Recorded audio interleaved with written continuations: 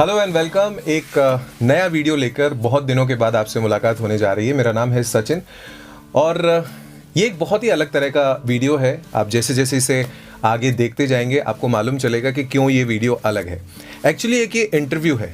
ये इंटरव्यू बहुत ही स्पेशल है। ऐसा इंटरव्यू आई डोंट नो आपने पहले कभी देखा होगा या नहीं देखा होगा। मेरे साथ जो इस वक्त बैठे हैं इनका नाम पुष्पेंद्र है उर्फ गोलू। हम लोग प्यार से इन्हें गोलू बुलाते हैं, जो कि इनका निकनेम भी है। और पिछले दिनों मैं एक यात्रा पर जाकर आया, मतलब 4-5 दिन का हमने एक हॉलीडे फ्रेंड्स लोग हम लोग गए थे। तो उस बारे में हमारी बातचीत चल रही थी, काफ़ी कुछ ये पूछ रहे थे। तो मैंने सोचा कि आप जानना चाहते हैं तो हम एक काम करते हैं, एक वीडियो बना लेते हैं और सभी लोगों को दिखा देते हैं। सो बेसिकली ये इंटरव्यू है और ये मेरा ही इंटरव्यू होने वाला है। मैं अपने आप को भी इंट्रोड्यूस कर रहा हूँ, जो मुझे मेरा इंटरव्यू लेंगे उनको भी इंट्रोड्यूस कर रहा हूँ। तो इस तरह से ये वीडियो थोड़ा सा अनोखा है। तो ये कुछ सवाल पूछेंगे, हो सकता है ये आपके भी सवाल हो और मैं एक एक करके उनका जवाब दूंगा। तो सर, पहला सवाल आपका। हेलो सचिन जी, कैसे हैं आप? मैं एकदम बढ़िया हूँ, फर्स्ट क्लास। अच्छा, तो आप अभी थोड़े दिन पहले जो यात्रा पे जाके आए जी, कैसी रही आपकी यात्रा? बहुत ही शानदार यात्रा रही, बहुत ही फैंटास्टिक। हालांकि मुझे ऐसा लगा कि समय थोड़ा कम था, लेकिन कुछ काम कमिटमेंट्स की वजह से समय कम था, इस वजह से हमको जल्दी लौटना पड़ा। It was wonderful.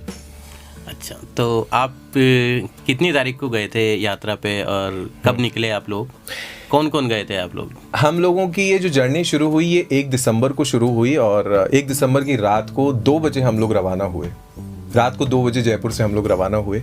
अब आप सोच रहे होंगे कि 2 बजे निकलने का कौन प्लान बनाता है, तो मैं आपको बता दूं कि उसमें भी हम कुछ कमिटमेंट में फंसे हुए थे। मेरा एक इवेंट था, उस इवेंट को मुझे होस्ट करना था और वो इवेंट सोचा तो हमने ये था कि 10 बजे फिनिश हो जाएगा और हम लोग 10 बजे निकल जाएंगे, लेकिन वो इवेंट 11:30 बजे शुरू होकर 1:30 बजे ख़त्म हुआ और हम लोग 2 बजे जयपुर से निकल पाए। मेरे जो साथी गण थे, हम टोटल 8 लोग थे, तो बाकी के जो 7 लोग थे उन्होंने लगभग 4.5 से 5 घंटा गाड़ी में मेरा वेट किया मेरे इवेंट के ख़त्म होने का। उनका कितना टेम्पर हाई हुआ होगा उस वक्त, बट मैं कोई मदद नहीं कर सकता था, इसलिए फिर हम लोग निकले। 2 बजे हम रात को यहाँ से निकले और अगली दोपहर, मतलब ठीक 12 घंटे के बाद में हम लोग हमारे डेस्टिनेशन पर पहाड़ों के बीच में पहुँच गए थे। तो इतनी लंबी यात्रा करने के बाद आपने अगला दिन आपका शुरू हुआ? जी, पहला दिन शुरू हुआ। तो क्या क्या किया आपने उस पहले दिन में? पहले दिन में हमने बहुत कुछ किया। एक तो अच्छी खासी लंबी हमारी ड्राइव हो गई थी और जब हम रास्ते में जा रहे थे पंजाब साइड, जब हम क्रॉस कर रहे थे चंडीगढ़ की तरफ हम आगे बढ़ रहे थे, तो हमें सुबह बहुत अच्छा कोहरा मिला। उस कोहरे को हमने एंजॉय किया। एक जगह हम लोग रुके भी और चाय पी, वहाँ पे नाश्ता किया। फिर उसके बाद हम चंडीगढ़ के अंदर चले गए। वहाँ पे हमने अमृतसरी छोले कुलचे खाए, बहुत ही फैंटास्टिक। मेरे जीवन में मैंने पहली बार इतने अच्छे छोले कुलचे खाए थे। हम लोग का जो पहला डेस्टिनेशन था वो था सोलन। सोलन से आगे एक जगह है अश्विनी खड़ करके एक जगह है और वहाँ पर पहाड़ों के बीच में हम लोग रुके थे और उस जगह का नाम है जनाडू कैफ़े। तो वो पहाड़ों के बीच में एकमात्र कैफ़े बना हुआ है, चारों तरफ खेत है और टेंट्स में वहाँ पर सोना पड़ता है। पास में थोड़ा पानी भी बहता है, तो उसे एक छोटी नदी का नाम भी आप दे सकते हैं और बड़ा ठंडा पानी होता है उसका और बहुत ही अच्छी जगह है। और पहाड़ों के बीच में नेचर के क्लोज और कितनी सारी चीज़ें हैं, कितनी सारी यादें हैं। आपको मैं फ़ोटोज़ डालता रहूँगा मेरे सोशल मीडिया हैंडल्स पर, तो आप वहाँ पर देख सकते हैं। सेकंड टाइम हमारा ये था जनाडू कैफ़े में। वहाँ का खाना बहुत अच्छा है, वहाँ का एनवायरनमेंट बहुत अच्छा है, फ्रेश एयर है और आप दुनिया में होकर भी दुनिया से दूर हो जाते हो। बेस्ट पार्ट ये है उस जगह का। बहुत अच्छा। अच्छा, आपने उस दिन क्या क्या एक्सप्लोर किया, कैसा आपका एक्सपीरियंस रहा और आप लोगों को क्या बताना चाहेंगे कि भाई आपने कैसा? देखो, हमने बॉन फायर किया क्योंकि हम इस वक्त अगर हम पहाड़ों में जाएंगे, मतलब नवंबर दिसंबर ऑनवर्ड्स अगर आप पहाड़ों में जाते हैं तो आपको अच्छी खासी ठंड मिलती है। टेम्परेचर माइनस में भी चला जाता है बहुत सी जगह पर। तो वहाँ पर हमने बॉन फायर किया। रात को 2-3 बजे तक पहाड़ों के बीच में बैठना, सिर्फ आप ही की आवाज़ वहाँ पर रहती है, आप गिटार पर गाने सुनते हो, आग जली रहती है, अपना खाना पीना एंजॉय करते रहते हो, बड़ा ही सुकून भरा माहौल रहता है। इसके अलावा वहीं पर पास में हम लोग एक वाटरफॉल है, रीवा वाटरफॉल उसे कहते हैं। लगभग 40 मिनट्स की एक ट्रैकिंग है उसको आप करके जाते हो और उसके बाद में वाटरफॉल आता है। वो बहुत ही प्यारी जगह है। हमने उस वाटरफॉल को एक्सप्लोर किया, वहाँ पर हमने फोटोग्राफी की और बड़ी मस्ती की। फिर वहाँ से हम वापस आए, हमने एक बहुत ही अच्छा सा खाना पकाया फिर उस रात, और फिर से बॉनफायर, फिर से वही म्यूज़िक, और रात को 3-4 बजे तक हम लोग अपने आप से बातें कर रहे थे और बहुत सारी ऐसी चीज़ें भी की जो हम कैमरे पर आपको नहीं बता सकते। बहुत बढ़िया। और आपने कितनी नाइट वहाँ पे गुजारी? 2 रात हम लोग जनारू कैफ़े में रुके, सोलन में रुके, मतलब it is close to Solan, तो उसे सोलन में ही हम काउंट करते हैं। 2 रात तो हम लोग वहाँ पर रुके, फिर उसके बाद में हम लोग आगे निकल गए थे। अच्छा, आगे आपने सीधे जयपुर आए या आप बीच में और कहीं पे भी? नहीं, हम उसके बाद हमको 1 दिन का और समय मिला और वहाँ से हम लोग निकले शिमला के लिए। क्योंकि शिमला हमको सोलन से अश्विनी खड्ड से डायरेक्टली जाना था, लेकिन हम लोग को एक सजेशन मिला कि आप लोग चायल होके जाइए, तो चायल, कुफरी, फिर शिमला, तो आप 3 जगह एक्सप्लोर कर पाएंगे। तो हम लोगों ने चायल होके जो रास्ता है उसको चुना। हालांकि वो रास्ता बहुत ख़राब है, वहाँ पर अभी भी काम चल रहा है और पहाड़ है, तो गाड़ी आपकी एकदम कच्चे रास्ते पर होने की वजह से 10, 15, 20 से ज़्यादा ऊपर चल भी नहीं पाती है। चायल जब आप पहुँचते हैं तो उसके बाद में आपको ठीक ठाक सा रोड मिलता है। फिर चायल के बाद में कुफरी आता है। कुफरी में हमको थोड़ी बर्फ़ भी देखने को मिली, बहुत ठंडी थी वहाँ पर। उसके बाद में हम शाम को लगभग 6:30 बजे के लगभग हम लोग शिमला पहुंच गए थे। तो हम लोग अश्विनी खड्ड से 2:30 के लगभग दोपहर में रवाना हुए थे और 6:30 बजे तक हम लोग शिमला पहुंच गए थे। फिर शिमला में हमने एक जगह पर नाइट स्टे किया और वो जगह भी बहुत प्यारी थी। अच्छा, शिमला से फिर आगे का कुछ आपने? शिमला का मैं बता दूं कि शिमला में जिस रात हम लोग रुके थे तो वहाँ पर पहाड़ों के बीच में ही, क्योंकि शिमला पहाड़ों में ही है, पहाड़ों की रानी भी उसे कहा जाता है, और एक बहुत ही खूबसूरत जगह हमको रुकने के लिए मिली। उसका नाम था नेगी होम स्टे। शिमला से लगभग ये कह लीजिए आप 12-13 किलोमीटर ही दूर है वो, और छोटा सा घर बना हुआ है, आपको घर जैसी फीलिंग आती है। और वहाँ के जो बॉयज़ हैं जो आपको सर्व करते हैं, आपकी मदद करते हैं, वो भी बहुत अच्छे हैं। उन लोगों ने हमारे लिए अगेन बॉनफायर का इंतज़ाम किया, बहुत डिलीशियस खाना उन्होंने खिलाया।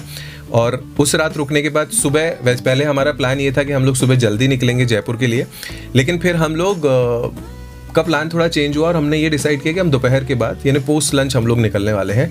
तो सुबह वहाँ पर एक जाखू टेम्पल है, 108 फीट की हनुमान जी की मूर्ति है। क्या बात है? Jakhu temple, and it's amazing place. Like वहाँ जाकर इतना अच्छा लगा, और वो हनुमान जी की विशाल काय मूर्ति देखकर तो वाकई अद्भुत सी फीलिंग थी। एक बहुत ही अच्छी स्टोरी है इसके पीछे कि हनुमान जी जब लक्ष्मण जी के लिए संजीवनी बूटी लेने गए थे, तो रास्ते में उस जगह पर रुके थे, उस पहाड़ पर रुके थे, और इस वजह से उस जगह को बहुत पूजनीय माना जाता है। और उसके पीछे जो मान्यता है कि हनुमान जी वहाँ रुके थे, और हनुमान जी के चरणों को आज भी वहाँ पर पाया जा सकता है और उन्हें वहाँ पर रखा गया है। तो जाखू टेम्पल के दर्शन किए, उसके बाद में हम लोग वापस मॉल रोड गए। मॉल रोड पे हमने थोड़ी शॉपिंग की और फिर हम लोग लंच वंच करके 4 बजे के लगभग हम लोग वहाँ से जयपुर के लिए रवाना हो गए थे। शाम को 4 बजे हम जयपुर के लिए रवाना हुए और फिर रास्ते में अगेन हमारी वो जर्नी शुरू हुई, और अगले दिन सुबह 6 बजे, मतलब 14 घंटे के बाद में हम लोग अपने अपने घर पहुँच गए थे। लेकिन शिमला में बड़ी ठंड थी, कुफरी में ठंड थी, सोलन में हम लोग रुके, वहाँ बहुत ठंड थी। जयपुर आकर मुझे ऐसे लगा कि यहाँ पर तो बहुत गर्मी बढ़ रही है, और वाकई में अभी यहाँ पर ऐसा लग रहा है कि समर सीजन चल रहा है। ये थोड़ा थोड़ा हम लोग सेफ्टी पर्पस से पहनते हैं कि पता नहीं दिन में अचानक से ठंड हो जाए, शाम में अचानक से ठंड हो जाए, तो थोड़ा आपको पहन के रखना चाहिए। But it was amazing trip. और कुछ अगर आपको कोई सवाल हो तो बताइए। तो आप अब अपने फ्रेंड्स को क्या मैसेज देना चाहेंगे कि आपने वहाँ क्या क्या? भाई मैसेज तो मेरा यही है कि पहाड़ों में मेरा बसेरा है, गले में ये मफलर तेरा है। ये एक बहुत ही खूबसूरत गाना है, अगर आप सुनेंगे इसे यूट्यूब पर तो आप सुनिएगा। अगर आपको पहाड़ों से प्यार है, माउंटेन से प्यार है, तो आप वहाँ पर ज़रूर जाइए। हाई एल्टीट्यूड की वजह से आपको थोड़ा बहुत सेहत को लेकर प्रॉब्लम होता है, अगर आपकी हैबिट नहीं है तो, बट थोड़ा बहुत होता है, आप मैनेज करेंगे, चलेगा। थोड़ा बहुत होता है तो घबराने की ज़रूरत नहीं है।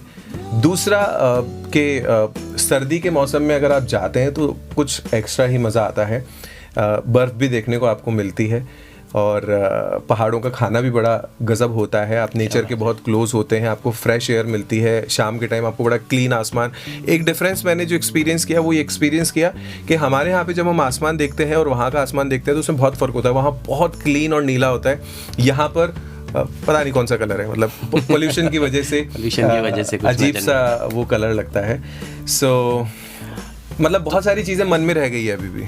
तो आपको कोविड को लेकर वहाँ पे कितना मतलब सेफ फील करे और कितना आपको लगा कि सेफ नहीं है ऐसा कुछ? हम लोगों ने प्रिकॉशंस के तौर पे सारी चीज़ें की जो करनी चाहिए एक आम आदमी को कोविड के टाइम पर। हमने हम लोग जो साथ में थे ऑब्वियसली हम लोग सब लोगों ने अपने अपने टेस्ट कराए हुए हैं और रिसेंटली टेस्ट कराए हैं और सबकी सेहत भी ठीक है। तो बाकी लोग जिनसे भी हम कांटेक्ट में आ रहे थे हमेशा हमने मास्क पहना, हमेशा अपने साथ हमने सैनिटाइज़र रखा, किसी भी चीज़ का इस्तेमाल करने से पहले उसको अच्छे तरीके से हमने सैनिटाइज़ किया। और शिमला में स्पेशली मॉल रोड पर मैंने देखा कि वहाँ पे जो एडमिनिस्ट्रेशन है वो बहुत अच्छा काम कर रहा है, वहाँ की पुलिस बहुत अच्छी काम कर रही है। हम फ्रेंड सर्कल में भी अगर किसी का मास्क थोड़ा भी नोज से नीचे हो जा रहा था तो वहाँ पर पुलिस इमीडिएटली आपको टोक रही है। टूरिस्ट बहुत आ रहे हैं, भीड़ भी बहुत हो रही है वहाँ पर, बावजूद उसके वहाँ का एडमिनिस्ट्रेशन भी उतना ही सख्त है और उन्होंने बहुत अच्छे से व्यवस्था कर रखी है। तो मास्क तो आपको पहनना ही है, 2 गज की दूरी भी आपको रखनी ही है जब तक वैक्सीन नहीं आ जाती है। तो अच्छा एक्सपीरियंस रहा। और हॉलीडेज़ पर जब आप जाएं तो गैर जिम्मेदार ना बने। और हाँ, एक बहुत इम्पॉर्टेंट चीज़ के टूरिस्ट हम कहलाते हैं अगर हम जिस जगह पर नहीं रहते हैं, किसी जगह हम घूमने जाते हैं उस जगह के हम टूरिस्ट कहलाते हैं। पहाड़ों में बहुत कचरा हो गया है, जी हाँ। तो पहाड़ों में जो कचरा हुआ है उसको क्लीन करने के लिए बहुत सारी ऑर्गेनाइजेशंस काम कर रही हैं। एक मिस्टर प्रदीप हैं हीलिंग हिमालय से, उनसे भी हमारी मुलाकात हुई और वो बहुत बेहतरीन काम कर रहे हैं वहाँ पर। क्या बात है। हीलिंग हिमालय के नाम से उनको आप सोशल मीडिया पर भी फॉलो कर सकते हैं, प्रदीप सांगवान उनका नाम है। एंड दिया Mirza and so many celebrities उनके साथ में जुड़े हुए हैं और बहुत अच्छा काम कर रहे हैं। उनसे भी काफ़ी कुछ जानकारी मिली और उनका काम हमने जब देखा सुना तो हमको लगा कि वाकई में हमें भी योगदान देना चाहिए इसके अंदर। तो हम एज अ टूरिस्ट या एज अ सिटीजन हमारी इतनी जिम्मेदारी रहे कि कोई भी सॉलिड वेस्ट जो हम टूर पर इस्तेमाल करते हैं उसको ऐसे ही कहीं पर ना फेंकें, डस्टबिन के अंदर उसको डालें और हम अपनी जिम्मेदारी को भरपूर तरीके से निभाएं। बस इतना ही मेरा कहना है। क्या बात है सचिन जी, आपका ये टूर तो बहुत शानदार रहा। मैं क्लोजिंग कर दूं? बिल्कुल। हाँ, इनसे हो नहीं पाएगी तो मैं ही कर देता हूँ। तो ये इंटरव्यू था और अभी इसको हम यहीं पर फिनिश करते हैं। आई होप आपको ये इंटरव्यू अच्छा लगा होगा। ऐसे और बहुत सारे वीडियोस हम लोग आपके लिए यूं ही लेकर आते रहेंगे। सो आप इस चैनल को, जी हाँ, मेरे इस चैनल को आप ज़रूर से सब्सक्राइब कीजिएगा। कुछ कहना चाहते हैं कमेंट बॉक्स में कह सकते हैं, और आपको लगता है कि इस वीडियो को आपको लोगों के साथ शेयर करना चाहिए तो रुकते क्यों हैं, ज़रूर से शेयर कीजिए, एकदम फ्री है। Thank you.